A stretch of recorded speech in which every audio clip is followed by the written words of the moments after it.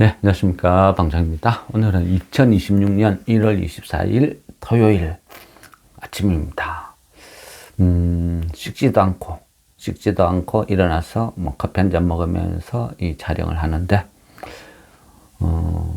좀 뭔가 좀 어수선하고 좀 지저분한 것 같습니다. 그래도 이해는 부탁드리겠습니다. 그죠? 내용, 전달이 목적이지, 이게 어떤, 드라마, 영화 화면이 아니니까, 좀, 난잡해도 이해 부탁드리겠습니다. 우리가 그 주식을 지금 하다 보면 여러 가지 이유가 있는데, 금요일도, 그죠? 보면, 코스닥 5천 특위에서 청와대에서 오찬을 했다. 대통령하고 같이 밥을 먹었다. 거기서 민병덕 의원이 디지털 자산 활용 건의를 하니까 관련 테마들이 확 급등을 하더라. 이런 게 이제 현실이죠. 근데 이런 것들은, 그죠? 이 테마, 단순 테마는 테마일 뿐이고, 또 진짜 주식시장의 어떤 체질을 바꿀 수 있는 그런 것도 있죠. 여기 그날 거론한 거 보면 시장은, 그죠? STO, 그러니까 토큰증권, 원화 스테이블 코인 관련 종목들만 급등을 했는데, 제가 보는 관점은 진짜 중요한 것은 3차 상법 개정안 신속 처리 이런 것도 있었고, 중복 상장 문제 이런 것도 거론됐고, 그렇지만 제가 가장 핵심이라고 보는 것은 주가 누르기 방지법. 이거는 그죠, 이소영 의원이 발의하는 거죠. 앞전에는 무산됐어요. 그게 국민의힘 때문인지 어떤 이유에서인지 어쨌든 무산됐다. 무산이라는 것보다는 보류, 그죠? 시한부? 약간, 어쨌거나 실현은 안 됐어요. 어떤 법이 있으면, 그죠? 여당, 야당 입장에 따라서 누군가는 찬성하고 누군가는 반대해요. 항상 그래 왔거든요. 또 때로는 대기업이 손해보는 법이 있고, 때로는, 그죠? 개인들이 좋아하는 법이 있어요. 이 상법 개정 관련해서는 항상 대기업들이 결사 반대하고 있죠. 그리고 때로는 국무총리, 대통령이 거부권 행사해서 무산됐고, 근데 지금은 꾸역꾸역 1차, 2차 통과, 이제는 3차 상법 개정안까지 진행되고 있어요. 그 과정을 보면, 그죠? 야당은 이거 문제 있다. 계속 반대. 여당은 그런 게 어딨어. 주도. 결과는 코스피 5천을 돌파했어요. 그러면 누가 정답인지, 어디가 가야 될 길인지, 대충은 그죠? 가늠이 된 거죠. 한 번도 가지 못한 5천을 갔다는 것은 시장은 한호하고 있다. 외국인들은 긍정으로 보고 있다. 이렇게 볼 수 있는 거예요. 결국은 대기업, 오너들, 가족들, 그들만 좋아하는 좋은 법이 지속되기를 바랄 건지, 아니면, 그죠? 그 주식을 갖고 있는 그 회사의 모든 주주들이 좋아하는 법으로 갈 것인지, 어떤 그런 변화의 물결, 혁명, 이런 쪽으로 지금 가고 있는 거예요. 그게 지금 코스피 5천 결과로 나왔다. 저는 그렇게 생각하거든요. 그럼 이제 진정한 6천, 7천, 더 높은 곳을 가기 위해서는 제가 봤을 때 가장 중요한 것은 주가 누르기 방지법이다. 이거는요, 어쩔 수 없어요. 그죠? 우리나라는 상속이란, 그죠? 대부분의 사고방식이 유교적인 사고방식을 갖고 있죠. 그러다 보니까 내가 만든 회사는 내 자식들한테 물려주고 그 자식들이 회사를 키우고 그러기를 바라죠. 경영권 승계. 이게 우리나라의 사고방식이죠. 그러다 보니까 상속세를 작게 내기 위해서 주가를 누르는 거예요. 근데 여기서 핵심은, 그죠? 상장 기업과 비상장 기업이 다르다는 거예요. 세금을 매기는 방법이.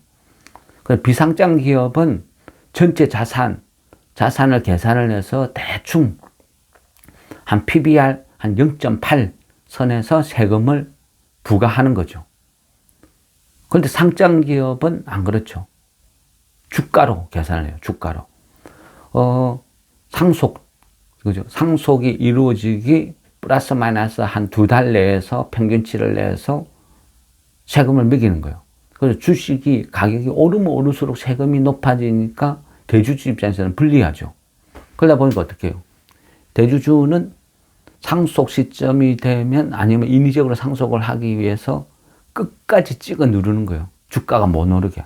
그러다 보니까 PBR이 0.8이 뭐야? 0.2, 0.3 이런 데서 노는 종목도 속출하죠. 그리고 이런 회사들은 절대 주식 가격을 안 올려. 안 올린 방법은 뭐죠? 호재거리는 공시를 안 해요. 악재만 끝없이 공시를 해요. 때로는요, 상속이 딱 이루어지는 그 순간에는 회사의 무더기 적자를 만들어버려요. 인위적으로. 주가를 내려앉히기 위해서. 멀쩡한 재무제표를 망가뜨리는 거죠. 내가 라면을 파는 분식집을 한다. 그러면 라면을 팔아서 손님한테 돈을 받고 계속 순환이 돼야 되죠. 근데 평균, 한 달 평균 나는 라면을 한 박스를 사와서 그 중에 절반을 팔았어.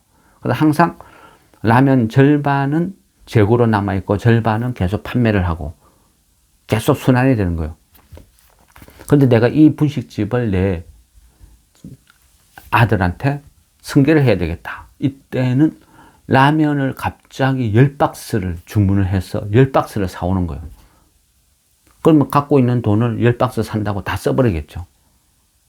근데 라면은 평균치가 계속 한 반 박스 정도 팔아왔어. 그러면 어떻게 돼요? 당연히 적자 나는 거죠. 그런 식으로 무더기 적자를 만드는 경우도 허다하다. 그죠? 그게 우리 주식의 현실. 때로는요, 비상장 기업인데 엄청나게 빵빵한 회사야. 근데 여기서 대주주가 이제는 나이가 고령화되어서 좀 얼마 못 살겠다 싶으면 어때요? 이런 회사가 급하게 주식으로 상장하는 경우도 있어요. 근래 저는 봤거든요. 그런 회사들도 있다는 거예요. 왜? PBR 0.8 기준으로 하니까 야, 차라리 상장시켜가지고 세금을 더 작게 내는 게 유리할 것 같다 하면 상장시키는 거예요. 그런 식으로 편법을 하는 거죠. 근데 주가 누르기 방지법이라는 것은 그런 거 다 무시하는 거예요. 그래, 주식 가격 못 오르게 눌러봐. 아무 소용없어. 왜? 기준을 상장을 했든 안 했든 기준을 PBR 0.8로 잡겠다는 거예요. 너가 주가 찍어 누르기를 해서 PBR이 0.2, 0.3 돼 있어도 소용없다. 세금은, 상속세는 0.8을 기준으로 먹여버리겠다. 이런 식으로 바꿔버리면. 그럼 굳이 어렵고 힘들게 욕먹어 가면서 주식이 못 오르게 찍어 누를 이유가 없어지는 거죠. 그렇게 하겠다는 거예요. 그게 PBR 0.8 기준, 일명 주가 누르기 방지법. 뭐 고상하게 표현하면 상속세법 개정. 뭐 이래 되겠죠. 이것을 다시 추진하겠다는 거예요. 대통령이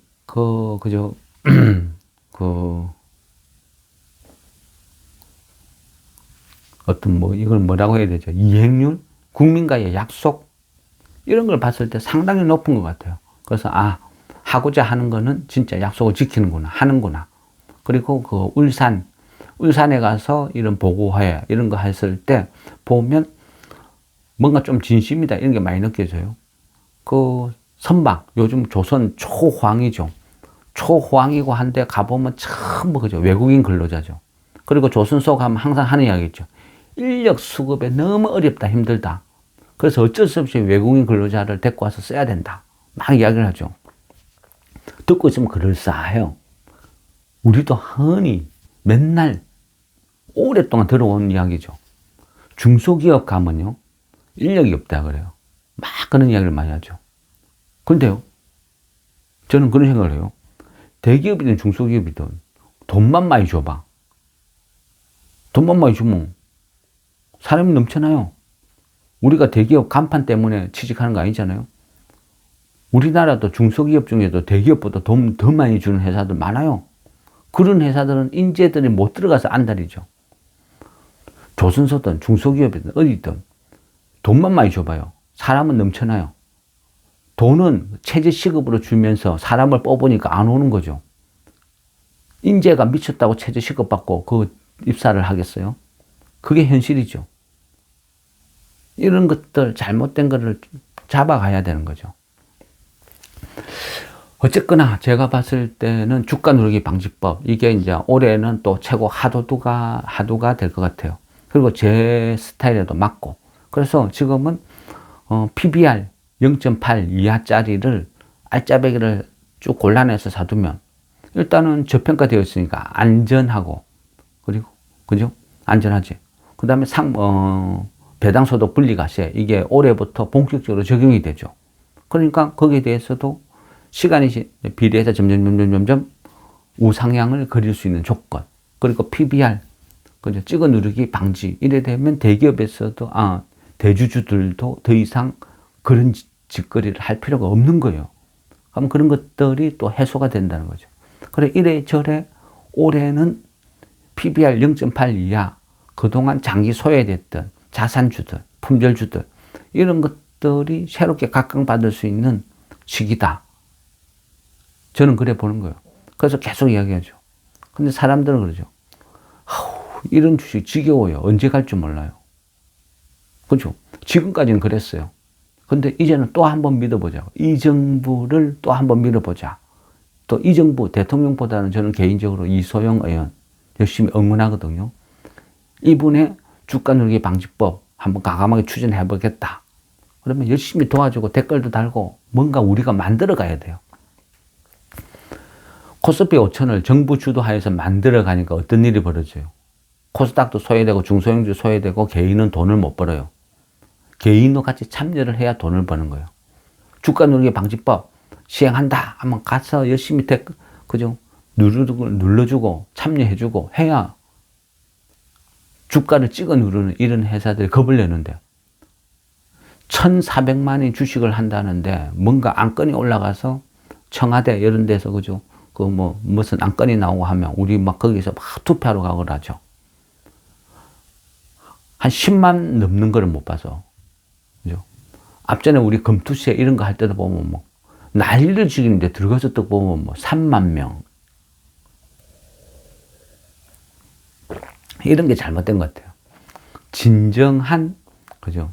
민주주의는 우리가 참여를 했을 때 만들어내는다. 잘못된 법은 우리가 참여를 해서 바꿀 수 있다. 이런 게 이제 저의 생각이거든요. 근데 어쨌거나 올해는, 다른 대통령, 다른 시대하고는 틀리죠. 이미 코스피 5천이 증명을 했어요. 그럼 그 다음은 전 될 것 같아요. 그래서 지금은 PBR 0.8 이하 우량주들을 쭉 포진해 놨고, 이런 종목들은 지겹죠. 지겨우니까 어떻게 해야 된다? 여러 종목으로 분산을 해두고 꼭 여유 있는 돈으로만 사둬야 돼요. 올해 1년 동안 내가 배당받지 이런 마음으로 느긋하게 봐야지. 이런 종목을 PBR 0.8짜리 이런 걸 사놓고 단타를 생각하고 다음 주 수요일 날 돈을 써야 되는데 생각하면서 사고 기다린다. 이건 잘못된 거죠. 이런 것들은 없다 생각하고 이 돈은 내가 한 1, 2년 묻어놔도 상관없어 하는 돈 두는 거예요. 원래 주식은 여윳돈으로 해야죠. 신용 미수 쓰고 대출 받고 그거는요 그냥 페인이에요. 페인. 그죠? 우리 타짜 이런 영화 보면 그죠? 도박에 미쳐가 나중에는 손 자른다고 난리를 하죠. 대부분 그런 사람은 뭐죠? 투기, 도박을 하는 거. 주식도요. 잘만 하면 투자고 재테크가 되는 거예요. 근데 이걸 대부분 사람들은 도박으로 생각하죠. 도박. 그래서 안 되는 거예요. 여유 있게. 그죠? 우리가 어때요? 꼭 우리가 주식을 해서 물려서 장도를 하는 건 아니죠. 때로는 이 회사를 너무 잘 알아. CNG 같은 거. 그죠? 이익이 남에도 불구하고 계속 들고 있죠. 근데 중간에, 그죠? 한 15,000원, 16,000원대 분할 매도를 해두니까 마음이 편한 거예요. 그다음부터 어떻게 해요? 더 이상 사지 마세요. 갖고 있는 걸로 홀딩. 만일 여기에서 15,000원 기준으로 14,000원, 13,000원 쭉쭉쭉 떨어진다. 그러면 팔아둔 걸로 다시 사러 들어가는 거야. 왜? 이 회사를 너무 공부를 많이 했고 잘 아니까. 그리고 결국은 유리기판 시대는 올 것이다 믿으니까. 유리기판의 기술력으로 보면 탑이다 믿으니까 계속 가는 거예요. 갖고 가는 거예요.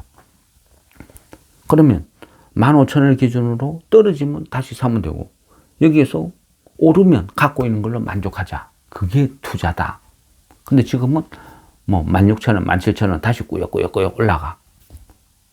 그리고 갑자기 생각났네요. 질문. CNG는 앞전에는 이래 했는데 지금은 왜 자꾸 19,000원 이상을 고집하느냐. 그거는요, 뭐 지극히 간단해요. 앞전에 20,000원대 확 치솟고 있죠. 이때는 이 상승을 주도한 게 개인들의 신용이에요.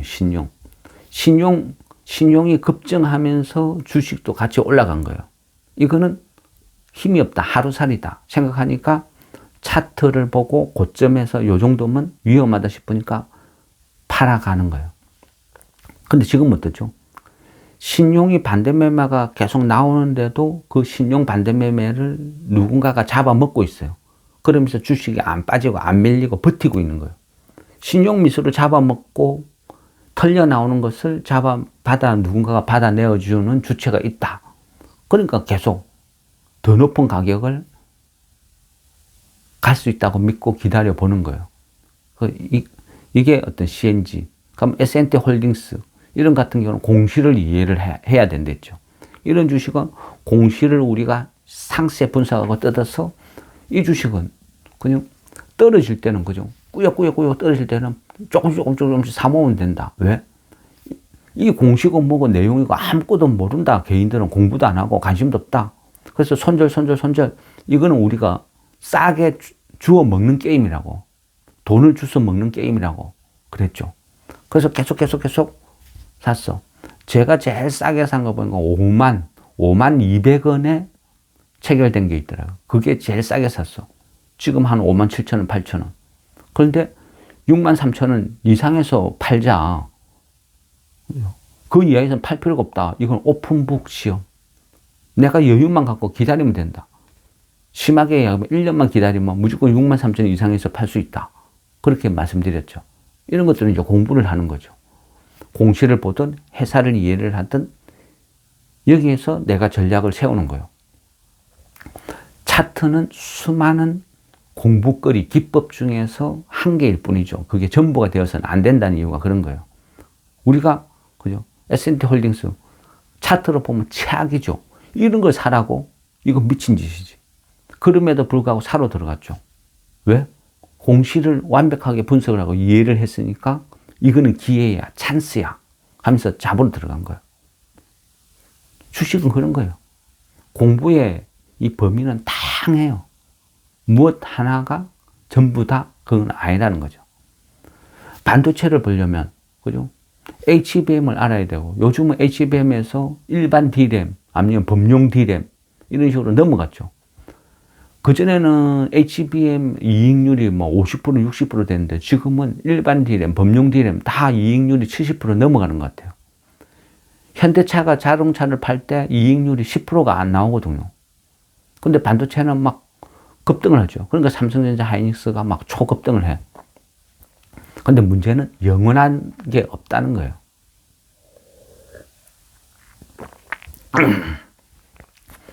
막 10조, 20조 돈을 벌었어. 뭐 30조, 40조 벌었어. 번 것만 생각하는 거 안 되죠. 반도체는 뭐죠? 항상 선제 투자죠. 많이 벌어서 또 많이 투자를 해야 되는 게 반도체예요. 통상 반도체 공장 한 개 짓는데 한 50조 이상이 든다고 그러죠. 그만큼요. 적자가 날 때는 또 무더기로 나는 거예요. 그래서 마냥 우리가 기뻐하면 그게 한화하면 안 된다는 거죠. 앞전에 그 컴퓨터를 집에서 쓰는 어떤 컴퓨터를 사러 갔는데 작년에 샀죠. 작년에 샀는데 작년에 한 대충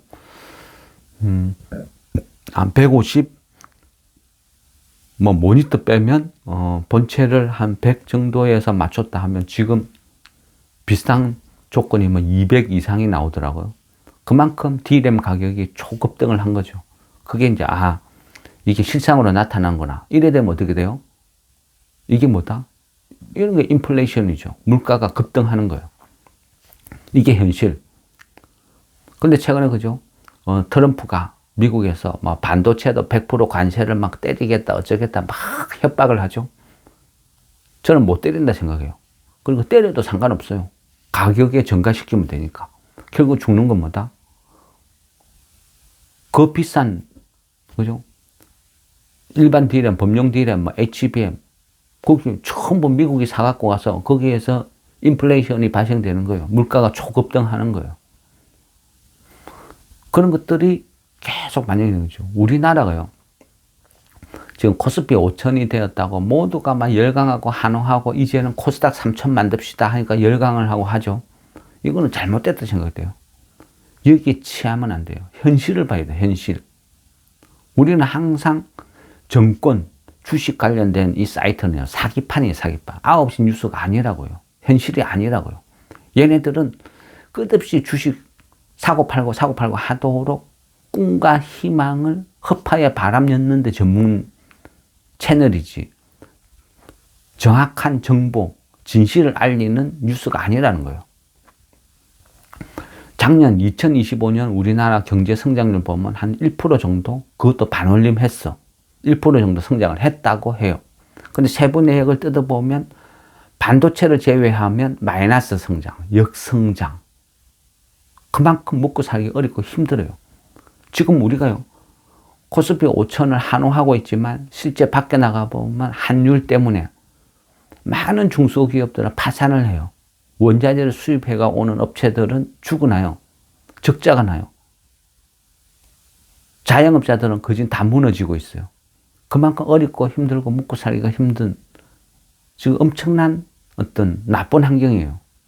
그런데 주식시장이 하락이라고 코스피 5천 갔다고 좋다고 착각하는 순간 쫄딱 망하는 거예요. 그만큼 어렵고 힘든 시기예요. 중소기업은 다 죽어요. 힘들어요. 이게 얼마나 갈지 모르겠어요. 근데 주식파는 그래요. 항상 주식은 6개월 선행합니다. 주식은 선행지표입니다. 그러니까 뭐 6개월 후에 경제가 무조건 좋아지나요? 무조건 살아나나요? 그건 아니죠. 그래서 주식은 귀에 걸면 귀걸이, 코에 걸면 코걸이, 지가 원하는 대로 그냥 갖다 붙이는 거예요. 꿈 따로 해몽 따로. 현실은 무지 어렵고 힘들다. 그죠? 자영업자들 요즘 돈 벌고 아이고 먹고 살만하다. 개인들 어때요? 먹고 살만해요? 다 힘들죠. 냉정하게 볼 거는 봐야 되고 현실은 현실대로 우리가 직시를 해야 돼요. 그래서 지금은 코스닥 중소형주 이런 회사들도 위험해요. 선별해야 돼요. 지금은요, 무조건 돈 많은 회사, 배당도 넉넉하게 줄 수 있는 저PBR, 땅이든 현금이든 뭐든 자산이 많은 회사, 이런 회사들이 살아남고 견딜 수가 있어요. 이런 회사들을 사놔야 이 위기를 넘기는 거예요. 이 시기는요, 어찌 보면요, 망할 회사들 다 망해버려요.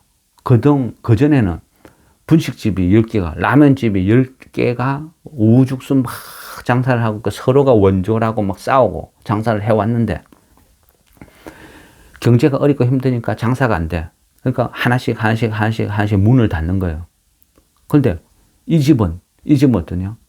이 집은 이 상가가 우리 아버지 건데 그래서 나는 임대료를 안 내.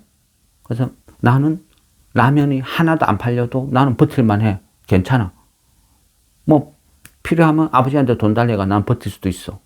그래서 나는 괜찮아. 이런 가게가 있어. 근데 나머지는 임대료 내야 되고 뭐 내야 되고 차근차근 말해서. 그러다 보면요. 나중에는 10개가 장사하던 게 다 망해버리고 한 2개 정도 남아있어. 이 2개가 경기가 좋아지면 손님을 다 끌어모으는 거예요. 승자 독식. 그래서 이 시기가 그런 거예요. IMF 때 IMF 때 엄청나게 많은 기업들이 망했죠. 근데 살아남은 기업은 떼돈을 벌었어요. 승자 독식. 항상 경제가 어렵고 힘들 때는 그래요. 많은 기업이 망해요. 근데 경제가 좋아졌을 때는 살아남은 자들의 파티, 잔치가 벌어지는 거예요. 그래서 살아남을 확률이 높은 회사를 우리는 사서 지금은 기다려야 된다는 거죠. 그런 회사들이 돈 많고 저평가되어 있고 배당 주고 꾸준히 돈을 버는 회사, 이런 회사들을 사둬야 되는데 그 회사가 일명 주가 누르기 방지법에 해당되는 회사들이 되게 많아요. 그래서 이런 회사들을 지금 찾아서 사서 기다려야 된다. 이래저래 지금은 그런 어떤 시기적으로 그게 맞다. 이래 되는 거죠. 세상이 바뀌고 있죠. 어쨌든 현대자동차의 아틀라스가 아니라도 로봇이 대세처럼 점점 흘러가고 있어요. 챗GPT가 인공지능이 많은 화이트 칼라 일자리를 대신하고 있어요. 현장은, 산업 현장은 로봇가 대체하고 이 화이트 칼라 쪽은 그죠? 인공지능이 대체하고 이게 대세다. 흐름이다. 맞죠? 옛날에 산업혁명 때 많은 그죠? 노동자들이 방직기를 불태우고 부수고 난리를 지겠어요. 데모를 하고 파업을 하고. 그렇지만 그 대세를 거슬리지는 못했죠. 어쩔 수 없는 거예요. 지금 현대자동차 노조가 아틀라스를 설치 못하게 그죠? 뭐 결사 반대 어쩐데 막 떠들고 있어요. 거기 따라 현대자동차가 막 들썩들썩 하고 있어요. 그렇지만 로봇이 대세라는 거, 이건 어떻게 바꿀 수는 없을 것 같아요. 점점 바뀔 거예요. 근데 산업혁명 때도 그렇고 항상 어떤 혁명이라는 게 벌어지면 개인들은, 일반적인 개인들은 먹고 살기가 힘들어져요. 왜? 많은 좋은 일자리가 없어져 버리죠. 일자리가 없어져 버리면 노동자 입장에서는 경쟁이 심화되니까 당연히 인건비가 떨어지는 거예요. 그러니까 점점 먹고 살기가 힘들어져요. 그런데 반대로 기업주는 어때요? 많은 작업자, 인건비를 로봇가 대신을 해서 로봇은 보너스도 안 줘, 쉬는 시간도 없어, 24시간 알아서 돌아가. 많은 돈을 벌겠죠. 그래서 이 시기는 노동자들은 갈수록 어렵고 힘들어지고 기업주, 그리고 가진 자들, 자본가들은 점점 부가 더 급증을 하는 시기예요. 혁명의 초입은 항상 그래요. 노동자들은 가난하고 어렵고 힘들어지고 자본가들은 그죠? 부자가 되는 그런 시대의 유감적인 상황이 벌어지는 거예요. 그러면 우리는 그런 시기에 할 수 있는 건 뭐다? 그 자본가들의 올라타는 거죠. 그 방법이 뭐다? 주식을 사서 그 회사가 엄청나게 돈을 벌면 주가가 올라가는 거죠. 거기에 편성을 해야 되는 거예요. 지금은요, 트럼프가 아니면 우리나라가 선거를 눈앞에 있고 지금은 또 시대적인 흐름이 그래요. 옛날에 지구촌 환경에서 지금은 전부 전쟁을 펼치고 있죠. 서로가 먹고 살고 어렵고 힘들고 하니까 어때요? 서로가 자국주의 이런 식으로 흘러가고 있어요. 이런 시기에서 그죠? 대부분의 정치를 하는 사람들은 어떻게 해요? 감축이라는 거, 재정을 건전하게 가는 거 이런 거 안 해요. 다음 세대는 모르겠고 지금 현재는 인기 투표죠. 끝없이 돈을 찍어서 뿌려요. 트럼프도 그러고 있고 우리나라도 그렇고 일본도 그렇고 그죠? 다 그래 흘러간다. 돈을 찍어낸다는 건 뭐죠? 결국은 화폐 가치가 떨어진다.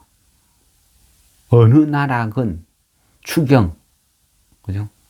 추경을 할 때마다 예산을 추가로 발행할 때마다 환율이 흔들려요. 들썩들썩하죠.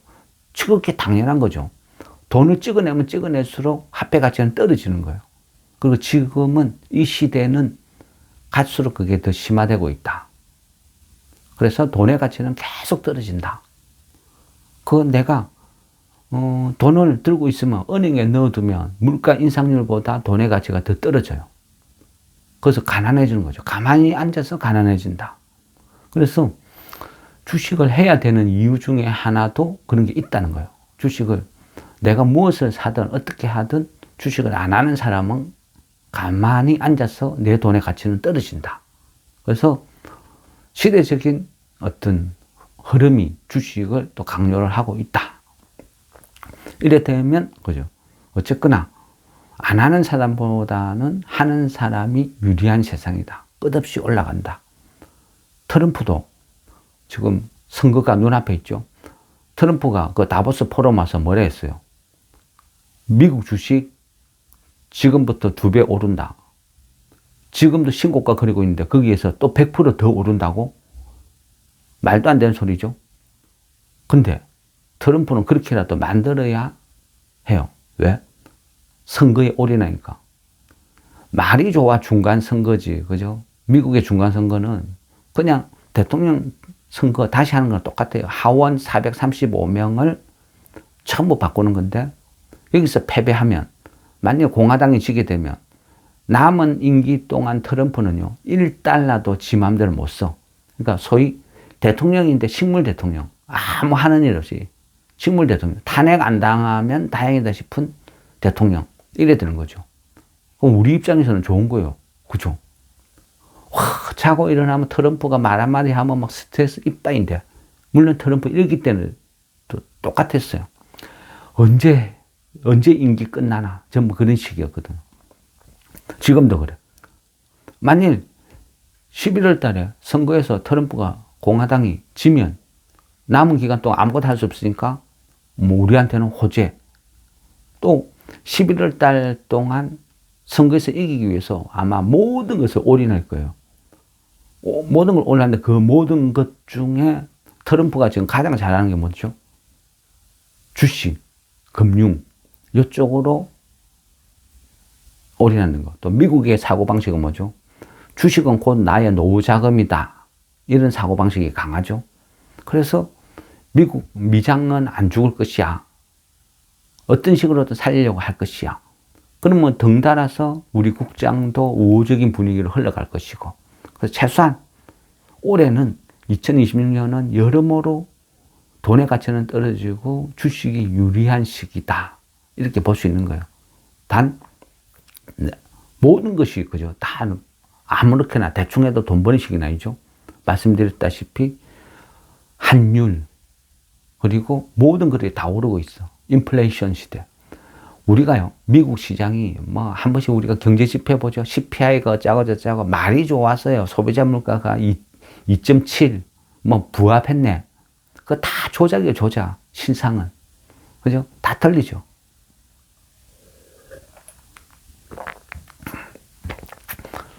시험을 쳤는데 그죠? 가장 중요한 영어 수학 빼고 나머지 평균치로 합산하겠다 하는 거하고 똑같은 거예요. 소비자 물가 2.7. 지금 미국에요. 어떤 난방비나 이런 거 한번 보세요. 가스비는 그진 한 2배가 올랐어. 전기세는 한 3배, 4배가 올랐어. 계속 인플레이션이 발생되는 거예요. 관세 영향. 관세의 영향은요, 하루아침에 바로 뚝 나타나는 게 아니에요. 시간에 비례해서 점점 올라가는 거죠. 많은 기업도 처음에는 관세가 어떻게 되는지 지켜보자 하다가 관세가 이제 굳어지기 시작하면 이제는 그 물건값의 관세를 증가시키는 거죠. 그래서 물건값은 계속 오를 수밖에 없는 구조.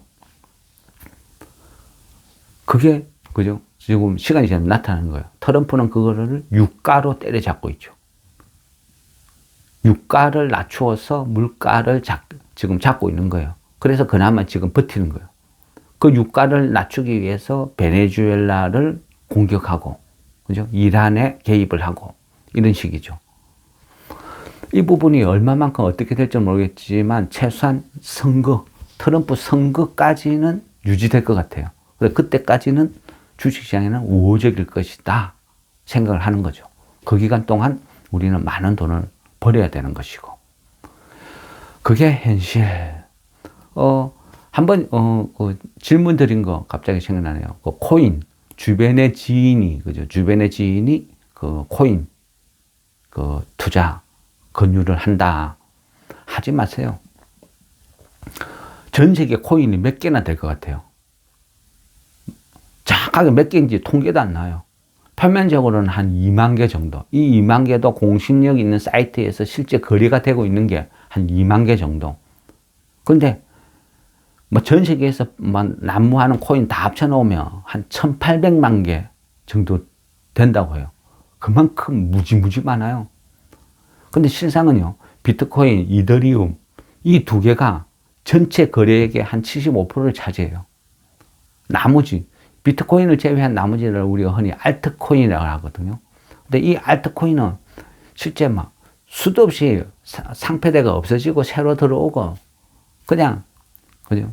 그래서 누군가가 이거는 그죠. 곧 코인을 등록해 가지고 뭐 어쩌고 활성화되고 하면 떼돈 버니까 코인을 사라. 비상장 코인 사라. 요즘은 또 공모주 때문에 난리니까 비상장 기업 주식 사라. 이거 전부 사기.